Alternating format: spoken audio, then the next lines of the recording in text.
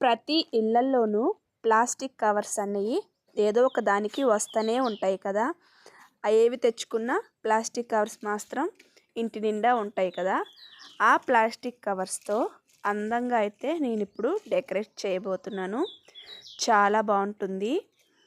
ఇప్పుడు నేను వచ్చేసి 2 ఇంచెస్ గ్యాప్తో ఇలా టేప్ కొలత పెట్టుకోవచ్చు. నేనైతే చేతి అంచనాతో ఇలా అయితే కట్ చేసుకుంటున్నాను. టేప్ కొలత కూడా పెట్టుకోవచ్చు. 2 ఇంచెస్ లెక్క. అలానే అన్ని పేపర్స్ కూడా అలానే కట్ చేసుకుంటున్నాను.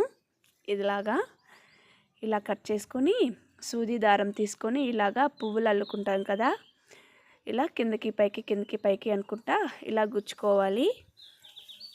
అప్పుడు ఒక ఫ్లవర్ లాగా వస్తుంది. బాగుంటుంది చూడటానికి కూడా. ఇదిగోండి ఇలాగా మనం కట్ చేసుకున్న పేపర్స్ అన్నీ ఇలా గుచ్చుకుంటూ ఒక ఫ్లవర్ లాగా తయారు చేసుకోవాలి. ఒక పూల దండలాగా. ఇలాగ మిషన్కి ఇలాంటి వేస్ట్ క్లాతెస్ చాలానే వస్తూ ఉంటాయి కదా.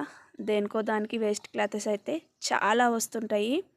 అలా ఒక వేస్ట్ క్లాత్ని తీసుకొని 1 ఇంచ్ ఉంటుంది వెడల్పు వచ్చేసి. ఇలాగా ఒక గాజు తీసుకొని పాత గాజులు చాలానే ఉంటాయి కదా ఇంట్లో. ఆ గాజుకి ఇలా చుట్టుకుంటున్నాను నేను వేస్ట్ క్లాత్ని. ఏ క్లాత్ అయినా పర్వాలేదు, డిజైన్ క్లాత్ అయినా పర్వాలేదు, ఏ క్లాత్ అయినా పర్వాలేదు. నేనైతే ప్లెయిన్ క్లాత్ అయితే తీసుకున్నాను. ఇలా చివర్లో సూది దారం తీసుకొని ముడైతే పెట్టుకోవాలి. ఇలా గట్టిగా ముడి వేసుకోవాలి, ఊడిపోకుండా ఉంటుంది.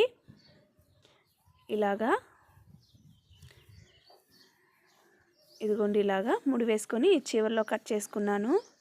ఇలా నేను 5 గాజులు అయితే తయారు చేసుకున్నాను. ఒక ఊలిని తీసుకొని గాజుకైతే ఒక చక్రం లాగా చుట్టుకుంటున్నాను నేను. ఇలాగా చూడండి, వీడియోలో కనిపిస్తుందని అనుకుంటున్నాను.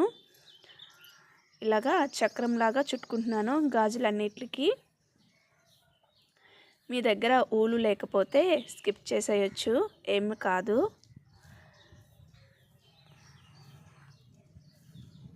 ఇదిగోండి ఇలాగా. ఇప్పుడు నేను ఒక కర్రని తీసుకొని ఆ కర్ర కనిపించకుండా నేనైతే ఇలా వేస్ట్ క్లాత్తో చుట్టేసుకుంటున్నాను. ఇక్కడ ఏ క్లాత్ అయినా పర్వాలేదు, ఇలాగా చుట్టేసుకోవాలి.